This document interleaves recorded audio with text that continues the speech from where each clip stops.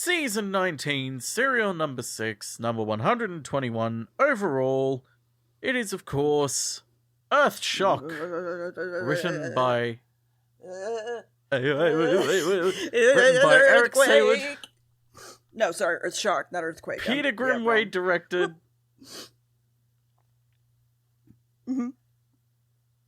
Written by Eric Sayward, directed by Peter Grimwade, produced by JNT, the one, the only, Earthshock.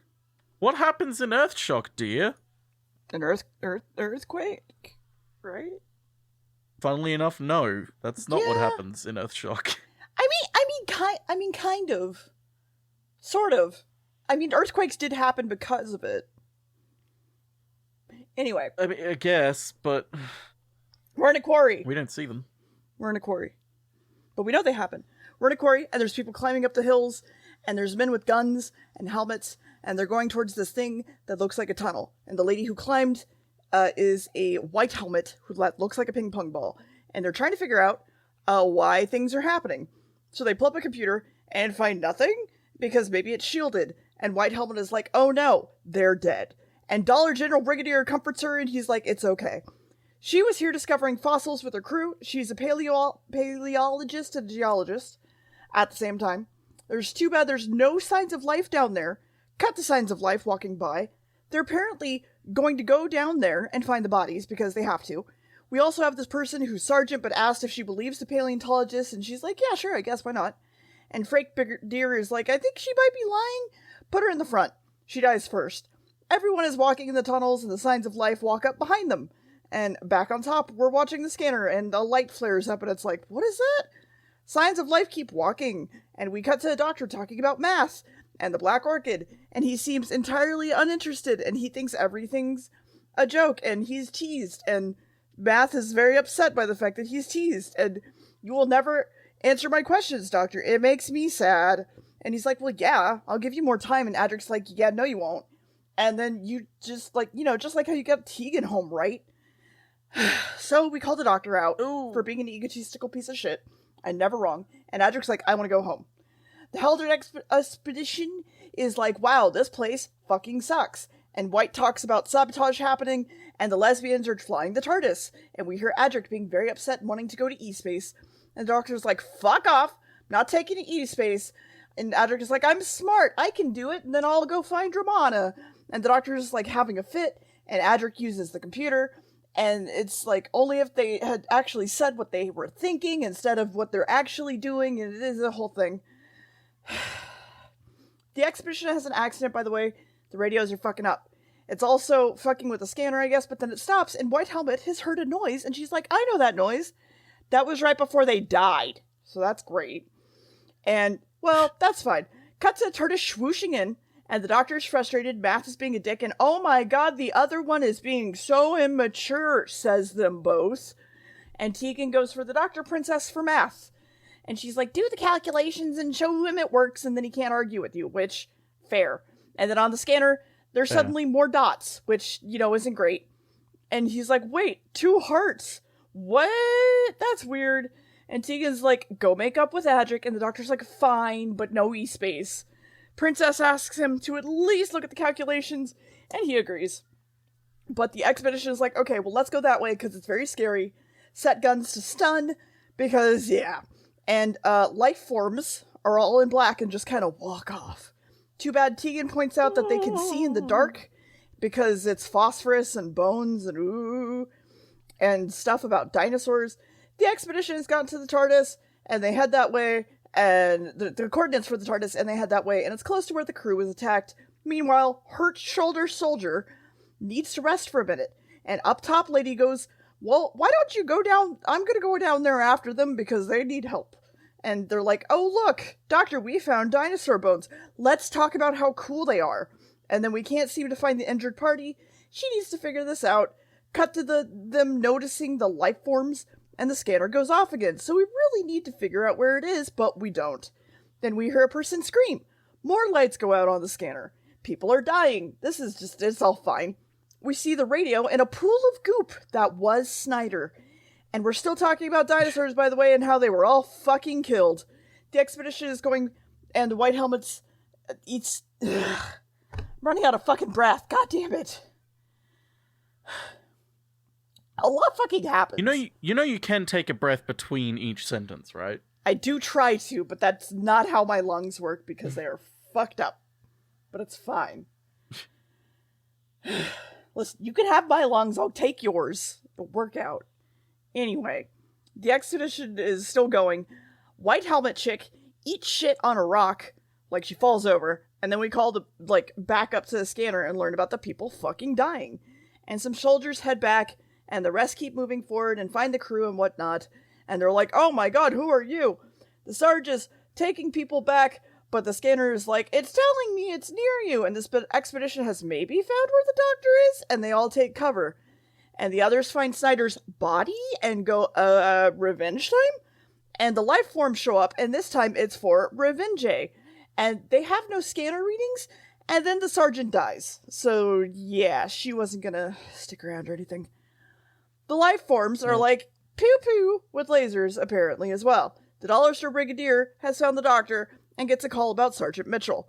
And also the whole thing about not showing up on the scanner, so that's not good. The doctor offers to help, but he's still at fucking gunpoint, being thrown around, and being blamed for death, as per usual. Adric is like, ooh, math! Wait, where'd my TV show go? The scanner's all different now. And then they beg for the Brigadier fake dude for a chance to prove themselves. And he's like, yeah, no, dig under those rocks because I said so. The TARDIS starts going off course, or whatever, going out of control, and freaking out. The lesbians are clearing the rocks, and they find a hatch. We find more pooled people's clothing, and we blame the doctor again. Open the hatch, doctor, or everyone dies. I can't, though, because reasons, but you're gonna try anyway, because I'm at gunpoint, so yay. And then the life forms show up, and a gunfight starts, with their hands, and apparently they're androids, and the fake Brigadier is like, why did you do that? And the doctor's like, And so they're attacked, but this is what attacked the first expedition, basically. And we see the android zoom in on the doctor and cut to some Cybermen going, kill him. And, yeah. Yeah. Just... When I say you can take a breath, I mean you can savor the words, because you just glossed over that, hey, by the way, the Cybermen are back. Yeah. I mean, that was the ending sentence, that, hey, the Cybermen are back. And they're saying, kill him. Yeah, but you rushed through it so fast. It's like, they zoom in and then zooms in on Cybermen saying, kill him. Sure. You can take your time, it's okay. There's no race. So yes, the Cybermen are back. J&T took a big publicity gamble with the serial. He wanted to keep the Cybermen a surprise, so press were not allowed to overlook the studio floor while recording was going on. They kept the radio times out, so there was no photo shoot. They didn't want it to leak out at all that the Cybermen were in it. It paid off massively, because it was one of those things where it's like, oh shit, maybe we should be watching this then. Because it's pretty big. He also had another gamble that we'll get to in this one, but they wanted to redesign the Cybermen, because of course the costume design had improved quite a bit since the early 70s. And so they got a third-party group called Unit 22, a small, tiny little company specializing in props of this kind. During the filming, however, David Banks, the cyber leader, and a hope of others got a case of what they called cyber nose, an irritation caused by their schnozzers rubbing up against the glass fiber of the helmet. So it's like you get like almost like a rash on it, which would be quite frustrating. But the worst part was the helmets were actually bolted on by technicians. They couldn't take them off themselves, so they had to get someone else to take them off. So they had to wait there long enough until there was a long enough recording break before applying ointment to it. Also, apparently, the cyber lieutenant's death caused concerns on scene because the explosion was unexpectedly big and fire went on just a little bit too long. Which, being in a helmet like that, I'm surprised none of them had panic attacks. Because, yeah, that would be awful. Yeah. Yeah, it I wouldn't be a good time. Were they actually made out of like metal? Because I feel like you could pull. No, they were stuff made out of off like as need be. fiberglass and stuff. You could If they're still made out break of metal, that. it'd be way too heavy. You could Way potentially too still heavy if break it's that. made out of metal. Just smash your head You'd have into to a smash it, wall. and you would not. They would not like that if they did. Well, no, that. I know, but I'm saying like if you went into like a panic, you would have options. I guess, yeah. That's true. Like, in case of emergency, they could have gotten out by smashing their heads against the wall. You are correct. So Mhm. so they should have just shut up and dealt with it. Yeah, exactly. Also, the Cybermen talk about the Doctor and are like, hey, he's done all these things for like against us in the past. And they're like, he fought us in our tombs on Telos, and then they show a clip from not the Tomb of the Cybermen, which is what that episode is meant to be, but instead from the Wheel in Space, because Tomb of the Cybermen was missing still at that point. They didn't have it in the archive, so they just used a different episode. Why didn't they just It's weird. change the script then? I don't know. I would assume it's just because, you know, VHS copies weren't really that big of a thing yet. They're about to be a massive thing. Putting the episodes out, but it's like you still could have just changed what the Doctor talked about and been like, actually, it was who knows? X episode, instead of and the also one that was lost. mentioning the some of the specific things they mentioned also create a weird problem with the plot of this story, because it's like, okay, the only way the Cybermen would know about the events of Revenge of the Cybermen, the one with the Fourth Doctor, is if they traveled back in time. Mm-hmm. Because technically that hasn't happened yet. So it's like, I guess these Cybermen have time travel? Wait. Would they have? Because, that one takes place in the future, doesn't it? Like, ahead of... That one takes place essentially after the Cyber Wars, long after. Yeah. Plus also, I mean, there's other stuff as well, like, there are other, like, there's a Sixth Doctor one with Cybermen where it's set in 1985, so it's like, technically he would have been in there as well, but it's like, duh, it hadn't been filmed yet. But it's like, sort of weird shit like this, where it's like, okay, this is, because this episode's set in, like, the 26th century, thereabouts, and Revenge of the Cybermen is set, like, in the 29th century, so it's like, they must have gone back in time of somehow, or gotten that information. It's weird. It's one of those things that just happens. Anyway, what happens in the next part? So we're gonna try really, really hard to kill the Doctor and have a shotgun laser fight. But we have a plan and shoot at the android on the right, and it does something? No, it does nothing. It explodes. And the androids leave, and everyone is very scared of this. Meanwhile, Math has left the TARDIS. Talk about why the androids are attacking them for a bit. Then the hatch, remember the hatch? Seems important. Seems to need protection, and they only get upset when we get close to it. Adric almost gets caught by an android, and the guns are almost out of power, but if we attack the hatch, it will create a logic loop, I guess, which will confuse them. Hi, cat. And then they don't know what to do. But if we attack... there's a cat! with many claws in my leg. But if we attack the hatch, it'll stop them, right? And the Cybermen are like, that's not good. We should stop that. But like, also, I don't want to die. But we should stop that, I guess. I'm having a panic. And then cut to Adric beating one's head in with a rock while it was distracted. Now there's only one android, and we shoot with guns until its face explodes. And the princess is pulling apart the android and finds something interesting. It's a sonic transmitter, meaning it was powered by somebody else. So we gotta open this hatch because they know we destroyed the guardians of it. And the Doctor sticks his hand in the hatch and everyone's like, I don't want to deal with that. Cybermen are like, fuck it, explode the bomb. Doctor then realizes there's a bomb. We have to tell everyone on the surface about the bomb, so get the fuck out of here, or into the TARDIS actually. And then set coordinates to 0 so we can jam the signal. And the bomb has like 1 minute to go, and we're like, we're gonna blow a fucking fuse, ain't we? Too bad the first attempt at fixing this situation hasn't worked. Good thing the second attempt works, and they give it more power, and the Doctor goes for the bomb. We're going to defuse the bomb because it's just going to really fuck up Earth, honestly. And we're going to just not want that for the most part. Androids wouldn't have we do attacked... want Earth to survive. The androids wouldn't have attacked first. They draw attention to themselves by doing so. Because, the bomb.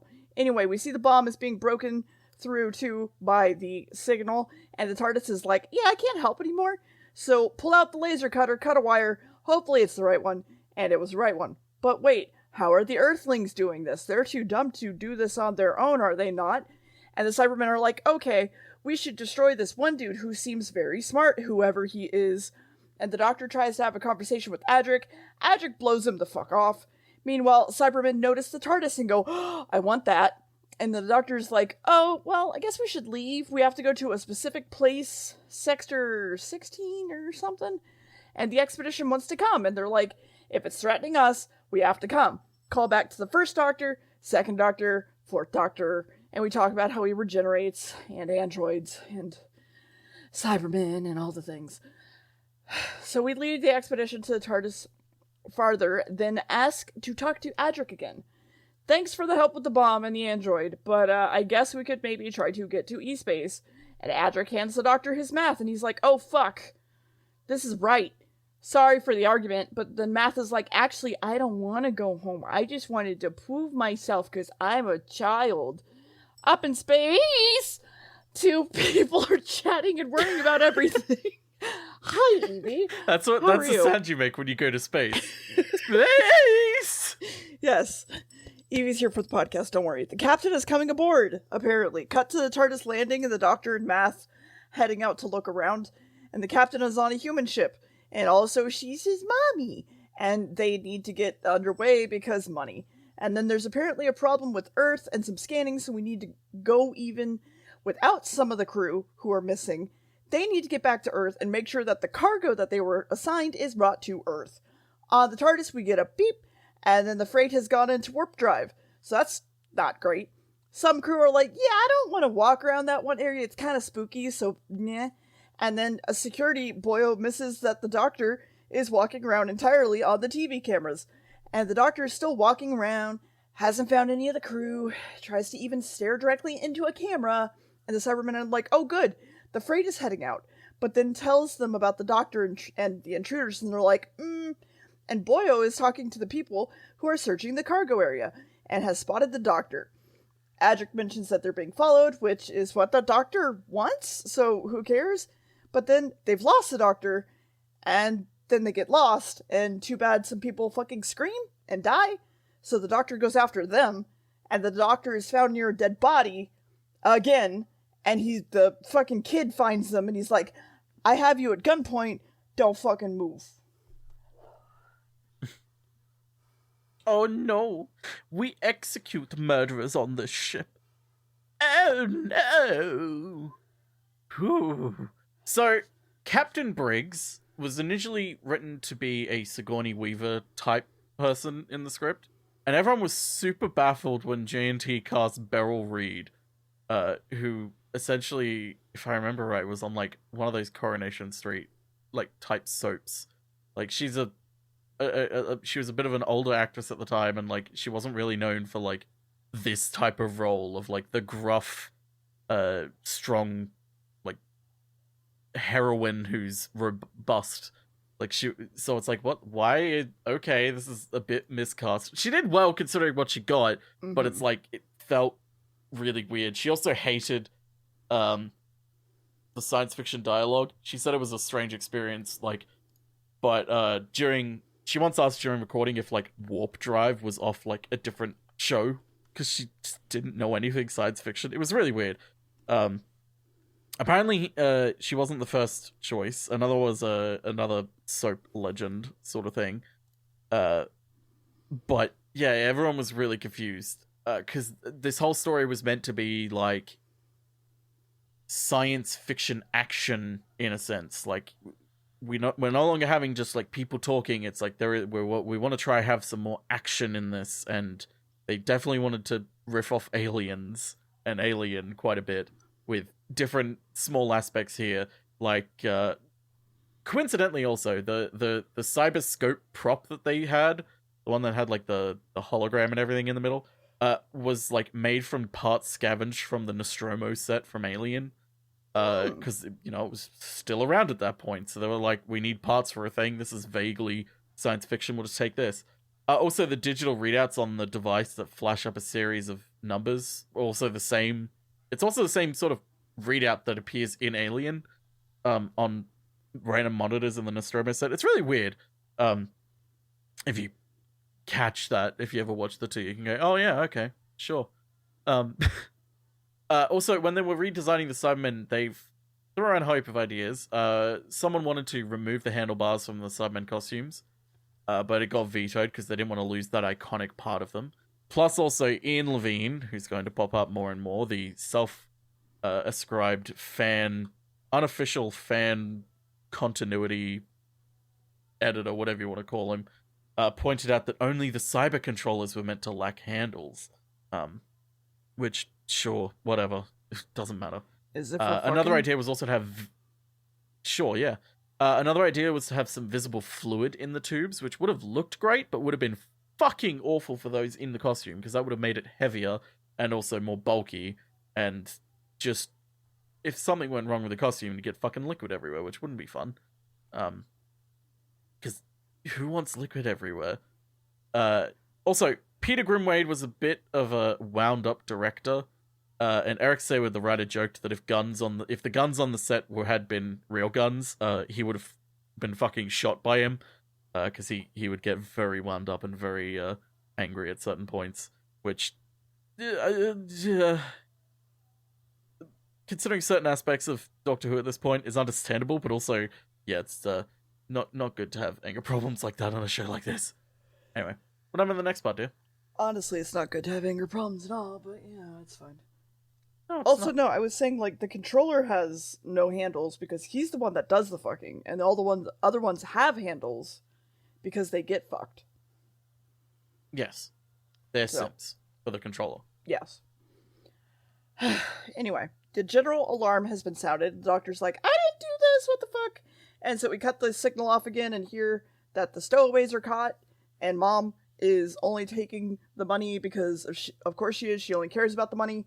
Princess and Tegan are like, don't go to the top. The show of Force might fuck this up horribly. The doctor is now on the main deck talking to Mommy and is asked about her missing crew members. The Cybermen are causing a power surge and we see more of them waking up. The doctor has told them about the bomb being signaled from the ship and she's like, no. More and more power surges. No. Doctor's gonna help if he, is allowed. And he kind of remembers the Cybermen a little bit.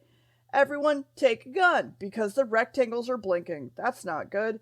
Mom is still fucking wanting money, and she won't slow down the ship, which is gonna get them killed. And we beg them to at least trust their own ship, but they refuse and keep flying. The fake brig is like, I'm gonna go.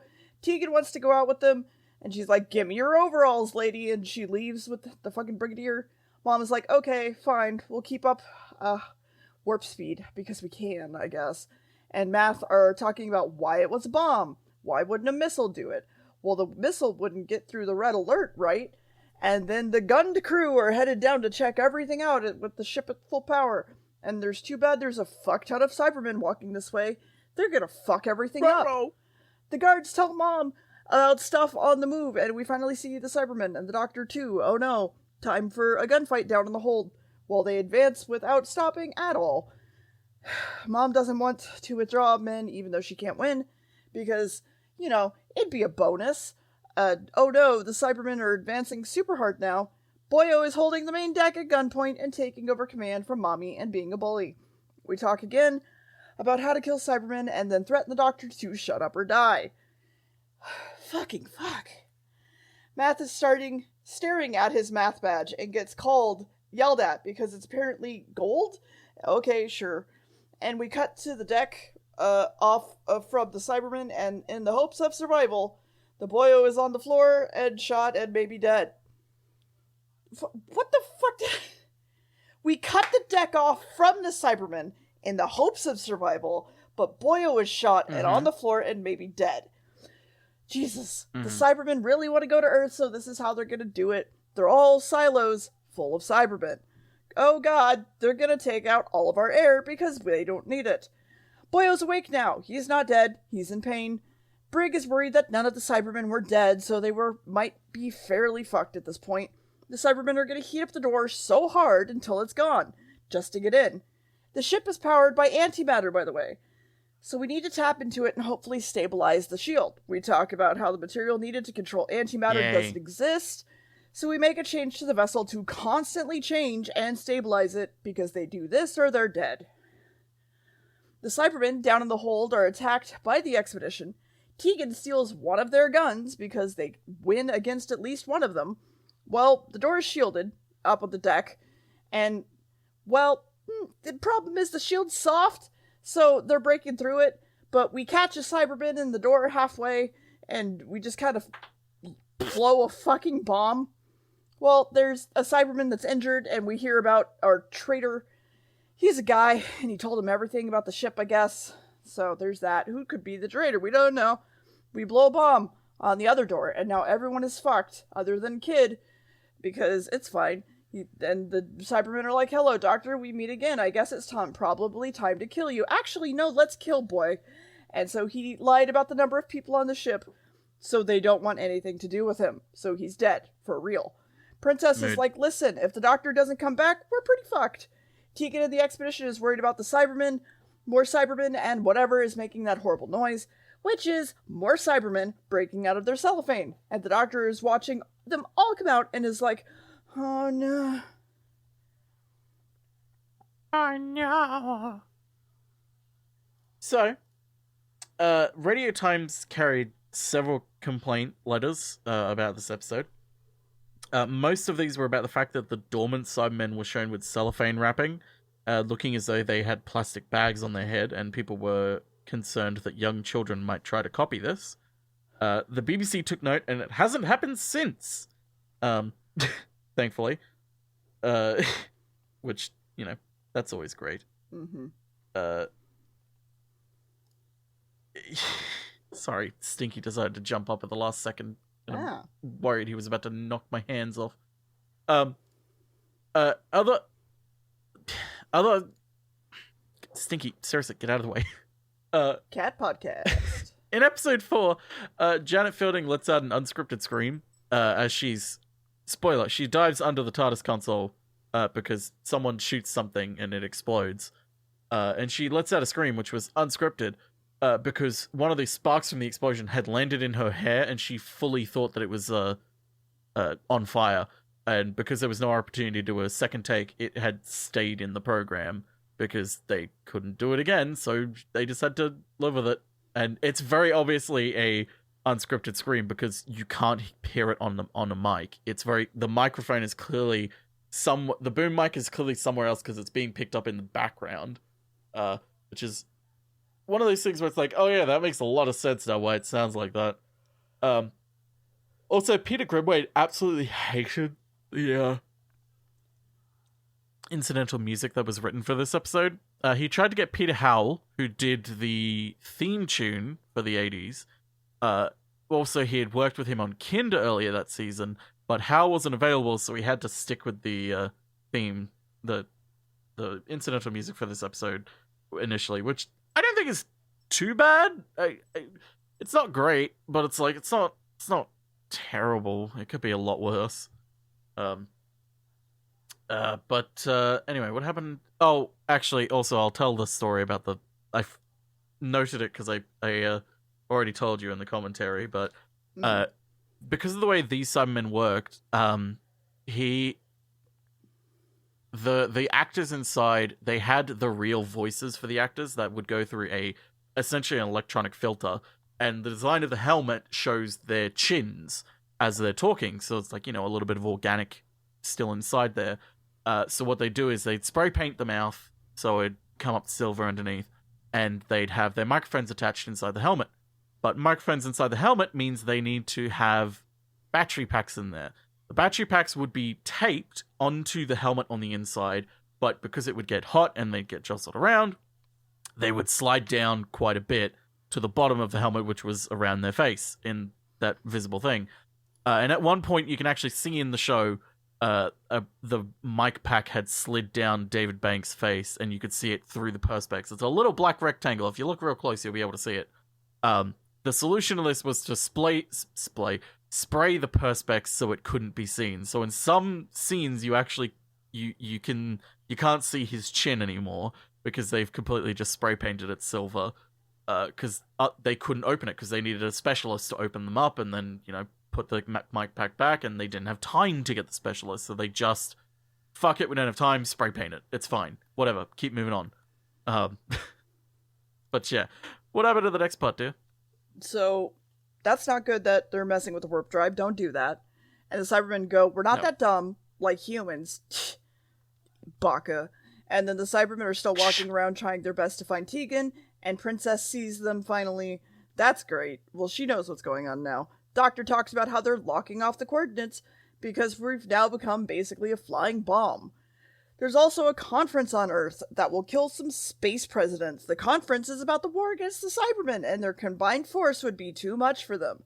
The expedition doesn't have Tegan with them anymore, but they're gonna head back for the TARDIS. The Doctor is still talking to the Cybermen and calls them obviously flippant, and Tegan has been caught, and her gun gets taken away. Princess lets the expedition back into the TARDIS, but Cybermen also have gotten inside, but he's killed. Don't worry about it. Another tries to get in, and we close the door on it, but it does kill Paleo Lady, so, cool. Tegan is dragged to the ship command room, and the Doctor's like, oh, hey, Tegan, what's up? I said it's fine. Yeah. The Doctor has an argument about emotions again, and how they're totally not a weakness. So time to kill Tegan then, but Doctor's like, no, I have emotions, they're weakness, but this is insane. And then the fake brig is gonna go back outside again, and the Princess is like, okay, I guess. We're going to give the bomb ship back, and she can bomb the ship back, and she can just fly it back to Earth. The rest of the Cybermen are gonna evac, and we'll send a message to the main cyber control. And they don't want to kill anyone, because we want to monitor them and watch them react to death, because we just said so. Math is to stay on the ship, and the Doctor's like, no! And Tegan is given to the Doctor instead. Math goes, okay, listen, just go, it's fine. I'll find a way back to the TARDIS. So we shake his hand and say goodbye, and we leave. And then... So I wrote, we shake his hand and say goodbye, hopefully. The entire freight has been evac, so the plan is on its way, and the cyber leader will be in the TARDIS to observe. Tegan tries to tell them they won't like Earth, it'll make them all rusty, and Math is doing his best to try to figure something out, and might have a plan about missing Earth in the explosion, or whatever. The expedition is still walking around, by the way, and trying to find anyone at all, while Cybermen have gotten into the TARDIS now at this point. So Expedition is going to save Math by killing his guards, and the TARDIS is going to follow the freighter at this point, but the TARDIS is too small to be picked up, and they're trying to figure out how to change the coordinates that they're currently on. It'll take forever to figure out the logic puzzle, so good thing there's no Cybermen waking up and oh no. Tegan really doesn't want to watch them destroy Earth, and hits a button on the fucking TARDIS, and the Doctor's like, don't fucking do that! There's more gunfights on the main deck is starting to fuck with the coordinates, so okay, the TARDIS is still going to follow them, and the Doctor's like, I fucking can't. I have nothing to lock on to. Math is still fucking with the circuits, and it seems like Earth is pretty fucked at this rate. If it'll just, never exist at all. Well, Mommy is upset that she's about to fucking die, and tries to get Math to leave, but he won't. Math is ordered by the freight brigadier, and everyone gets into an escape ship. But then Adric's like, wait! And leaves last second, because maybe he's figured it out, I guess? They're also back in time 65 million years. That year where Earth maybe collided with a meteorite, or something. Meteorite. The Cybermen killed the dinosaurs, bitch! So, okay, Brig calls to the TARDIS and talks about how Math is still on board. And there's also still Cybermen coming up the stairs for him, that's not great. We attack the Cybermen, shove the good boy badge in his exhaust vent, causing him to die and freak out. We shoot the Cyberman in the chest a whole lot, and he's dead. Cool. So now we gotta get onto the freighter. But the TARDIS console is damaged from the gunshot that just went off. And that one Cyberman is coming for Math at this moment, and it also shoots his console, stopping him from finishing what he's doing. We watch Adric, maybe dying on the fucking freighter, and then it just fucking explodes, and he's dead. Yep. And I clapped, and the entire TARDIS has an emotional breakdown, and I laughed, and we cut the credits over entire silence. Don't lie. That's not what happened at all. I internally laughed. I'm allowed to internally laugh. Externally, you were like, "Oh, I know they're gonna get it. Like, I know they're gonna get him off like the ship, but like, I kind of wish they didn't." And then it happened, and you just went silent. You went, "Oh, yeah." It was very much just kind of like, that. huh. They had the balls. Yeah. That's right. They did have the balls. So, yeah, Adric's dead. Yep. And it just ends on no end theme song. It's a black screen with the remnants of his star badge with the credits just scrolling up, which was the first time since 1969 that happened, and is the only story of the JNT era to ever have scrolling credits like that. Which JNT 100% stole from, I believe, it's not Coronation Street, it's the other one. One of the soaps at the time did something similar, where it's like there was no end theme song; it was just sort of quiet as scrolling credits.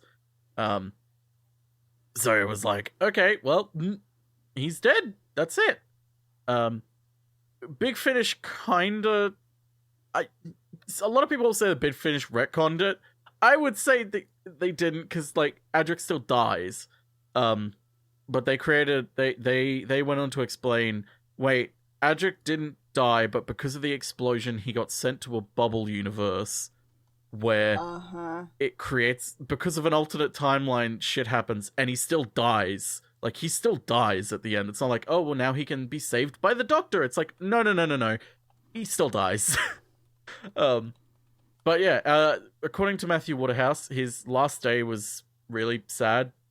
He was filled with champagne, put in a taxi, and then he burst into tears because it was all just a bit too much for him. Which, understandable, last day, but he was not really having the best time on the show anyway, so... Because the writers also really wanted to get rid of a companion, because they felt that 3 were too many, and the dynamic of the companions and the Doctor, just, it was really hard for them to write. So they were like, something's got to give. We got to get rid of one companion. And they're like, well, we don't really want to get rid of Tegan and Nyssa because they work really well. So bye-bye, Adric. You're dead. Yeah. Which, as you may remember, also other companions nearly died as well, like Leela, Sarah Jane, the Brig. They all were initially meant to die, but then at the last minute they changed their minds. So this is the first long-running companion to actually be killed on screen. Not the last, technically.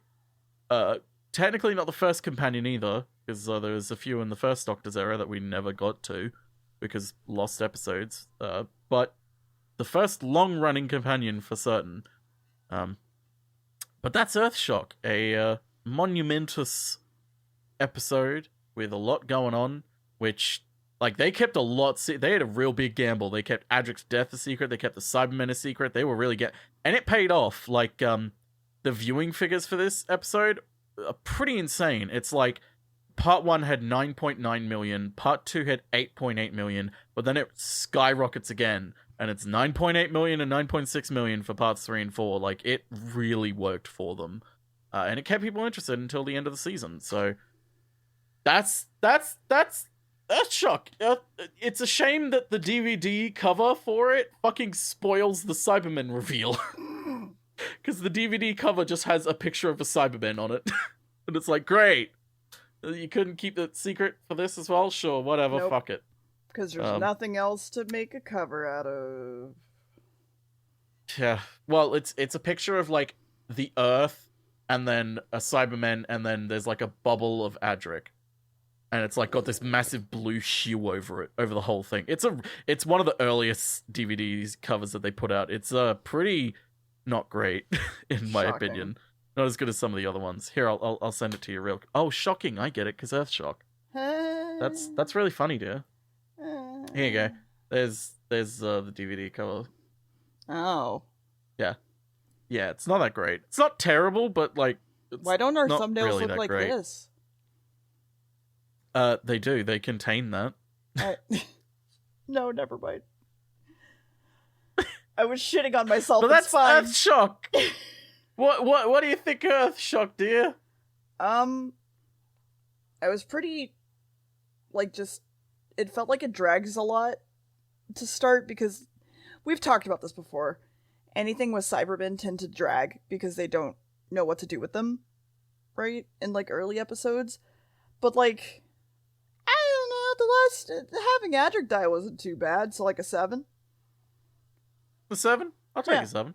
Because Adric died. Yeah, I've discussed it before, but Cybermen, this is the first time that Kit Pedler and Jerry Davis aren't writing for the Cybermen, who created the Cybermen. And initially, the Cybermen were meant to be, transhumanism to the extreme, medical knowledge gone, if we have our medical knowledge right now of, hip replacements and stuff, what is an extreme version of that we could, make a horror story out of, essentially. So, the whole point of Cybermen is that it's meant to be a reflection of taking the desire for survival to the extreme of, giving up your humanity in order to still survive. That's the crux of what makes a good Cybermen story. The problem is, most TV stories with Cybermen don't do that. They just have them as villain of the week, which personally I think is okay, but when you get a Cybermen a story that actually uses them as Cybermen, the new series does for quite a few, it's okay, this is fucking good. This is good Cybermen shit. I still hold true that the best... Scary. Yeah, the best Cybermen story, in my opinion, is still Spare Parts, the audio adventure that is all about the origin of the Cybermen, essentially, where the Doctor and Nyssa get trapped on Mondas, where before the whole thing with it coming to Earth, and it's this the planet is in ruin.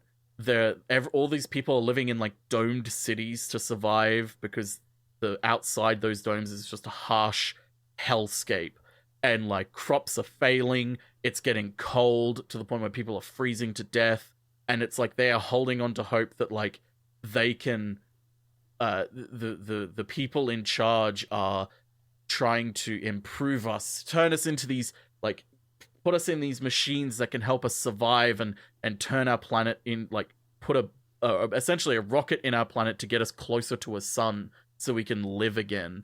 And it's you get pushed to this level, this limit where it's well, we need to become Cybermen because we need to survive. And it's the Cybermen aren't about conquering. They aren't about, we want to take over the world. They're all about, we need to survive, and survival is the most important thing. And it's but what about your humanity? And it's when it comes down to it, survivability trumps humanity. They'd rather survive as a emotionless automaton than die as a human. And it's that's where you get the good scary shit, because it's these people have discovered what you're doing with the Cybermen, and they're protesting, and they're hey, we don't want... We thought these people were, just being put in, survivability suits. We didn't realize you were, killing them and chopping them up and putting them into these... This is horrifying. What are you doing? We don't want this. Okay, you're all being rounded up, and now you're being forcibly put through the program. And it's oh... And it's well, we need soldiers. We need more bodies. We need more people. And it's because we will survive. We're doing this for your own good. It's real good shit. But here, they're kind of just we're Cybermen, and they hate Cybermen, and we want to kill them before they kill us. It's it's not the worst Cybermen story, but it's not strong. Yeah. The strengths are the pacing, the reveals, and Adric's death. Yes. They are the strengths in those. But that's Earthshock. Next story. It's a hyphenated word. Well, it's 2 words hyphenated. Time dash blank.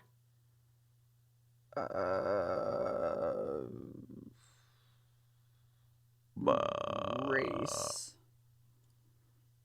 Close.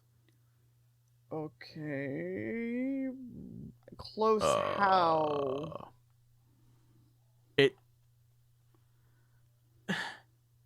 It's close. You're on the right track, but it's not the right word. But it's like, don't think.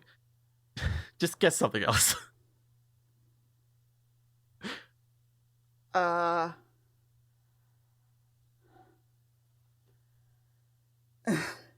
It's hard because I'm trying to think. I'm trying to also focus on breathing decently.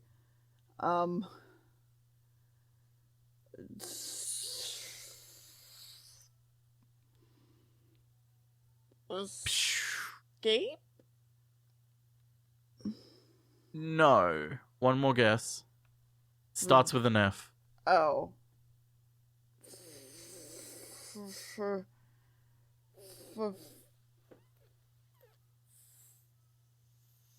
Fractal? Time fractal. Yeah. Time flight. Oh. Okay. Well. It's fine. It's fine. I didn't think they'd go that easy. Time fractal? I don't know, man. Time fractal. Fractals Anyway, are cool and sciencey, okay? Next episode, the season finale. Time flight. Fractal. See you next time.